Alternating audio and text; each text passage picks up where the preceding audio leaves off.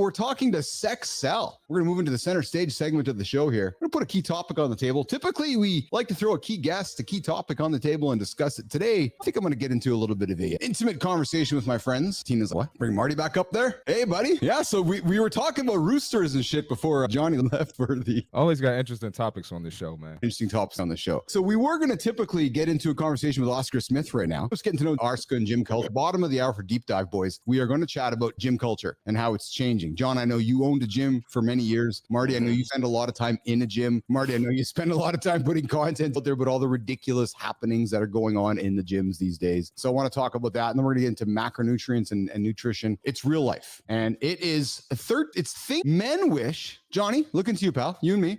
I'm going to teach our friend Marty here. I'm listening, man. Yeah. Things that men wish women would do in the bedroom that are honestly not what we thought. Say that again. Yeah. So I'm just going to pull it up here properly on my screen here because I had a little bit of technical challenge. So things that men wish would do in the bedroom. So I'll give you an example. All right. So here's an example of one. Johnny, there are times that we men want to be seduced. Don't take for granted, my dear, that I'm always 100% ready to go at the drop of the hat. Sometimes I want to have some pillow talk. Sometimes I want to be touched and cuddled and loved and jump into the edge of the coffee table, Johnny. So let's just talk about the fact that sometimes, my friend, my dear women out there, your man, your partner, sometimes he wants some little bit of foreplay and fun. Johnny. My first thought is if there's this big of a disconnect between the two, they need to start talking about what they like. So as a married couple, if you don't know what each other wants, then you got to start talking. Yes. However, there's so many, I'm looking at this article here. So many beautiful women have never once thought about how to seduce a man past dressing cute. Oh, but I look cute. I get some cute underwear on. The guy wants to have fun with me. But Marty, there's much more than that, isn't there, my friend? It's more to it, but you just gotta, as a man, you just gotta accept women and who they are and what their tendencies are, and you just roll with it. You're not changing them, right? There's a reason that men are from, what is it, Mars and Venus, that whole book back there from the 1800s. But listen, Johnny brought this up. We like our partners, and again, I'm speaking from the point of view of men. We like our partners to communicate what they like and don't like because communication is sexy. John, I'm glad you said that. And to add to this, we often aren't just going to figure it out based on subtle things. That doesn't apply to every guy, but little cues and whatnot might be helpful. John,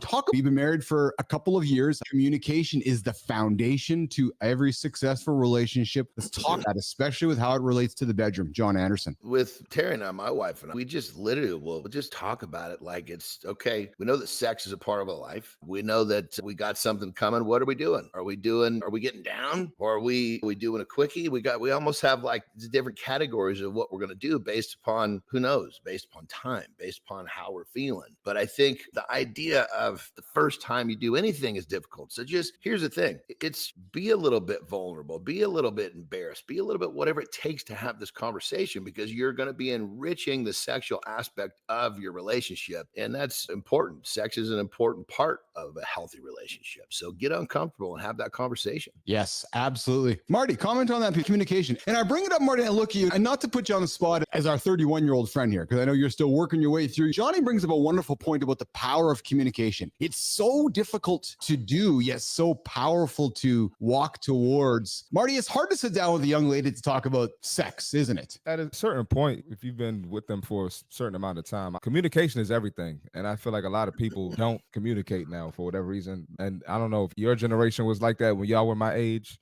But now communication, just not with dating and sex, like this in general, it's lost. So I find my best relationships are with people who know how to communicate with and who have that open door. Because I have an open door at all times. The thing, you got to look at this, guys, if this is a new concept for you, look at it like foreplay. This is an exciting conversation. When you're having a conversation with your lady about what she likes. Yes. How is she not going to get excited? How are you not going to get excited? Look at it. Look forward to it. Turn it into some foreplay.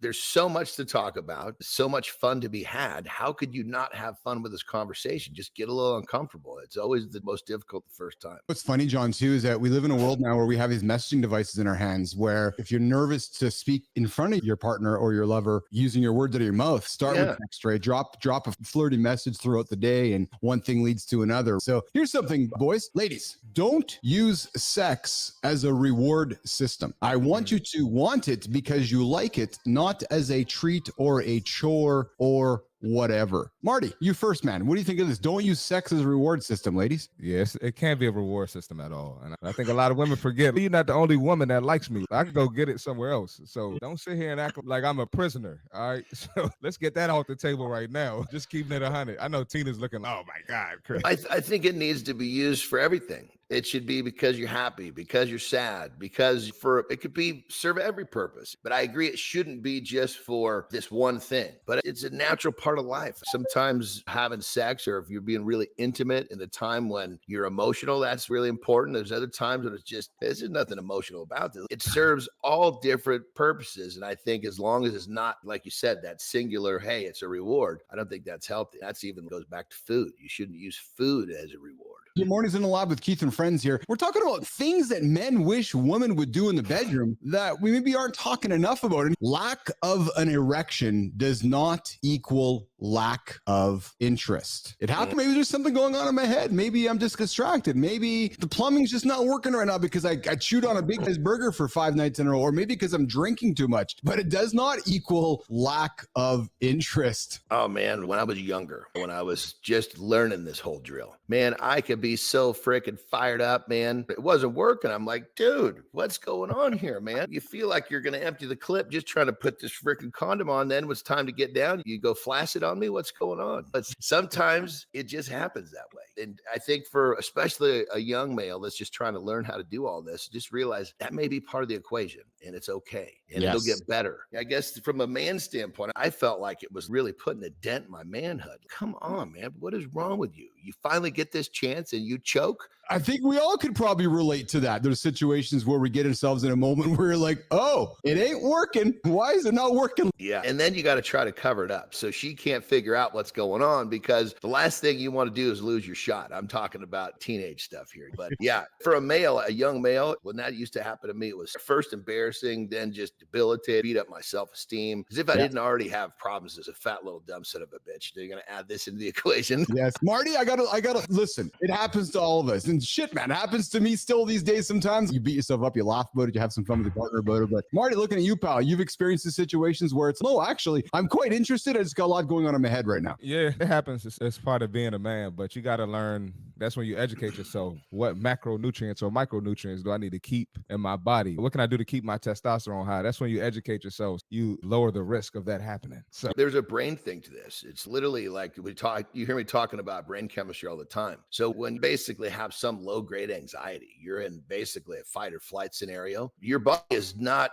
designed to hump when you're in fight or flight. I think you shouldn't be thinking about humping if you have a real life going on. You got to handle the last thing on your mind. So it's actually a good thing. And if you got an opportunity and you want to get down, just say, okay, you know what? I got to take this anxiety. I'm going to think of some gratitude. I'm going to think of something that makes me happy. I'm going to think about what's in front of me, and I'm going to get some chemistry that's going to support that piece of wood so I can get my business going. But the brain is a big part of that. When we're stricken with some sort of low grade anxiety, cortisol is not going to keep, let's just put it that way. Not going to give you a diamond cover. That's it. You got other shit to worry about. You're hanging out with Keith, Jon, and C. Marty Fit, and we're going to continue this conversation later on in the hour. And boys, we're going to bring up producer Kristina Flynn for a different perspective on this conversation. And we know that Kristina has a different perspective on this. So we're going to bring Kristina up and we're going to continue the chat on this one. But before we do that, I want to congratulate, boys. We have somebody that joined us, discovered the show a couple weeks back. And you know what we like to do, right? We like to encourage people to get up, get their ass going, not hit the snooze button, hit goals, get moving, don't sit around. Guess what, guys? Cosmic Vision's back again, hitting the fucking treadmill, what you're doing, and kicking ass this morning. So Cosmic, boom, keep getting after it. We are right behind you, my friend. We appreciate you. You know what we appreciate is going to happen next? Because Jimmy's calling me. Johnny, time for you to go, brother. Me too. Oh, let's do it, baby. All right, let's do it. We got the fitness tip for today.